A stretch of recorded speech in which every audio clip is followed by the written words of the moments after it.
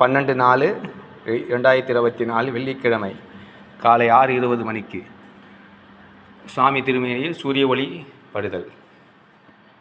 எம்பெருமானே,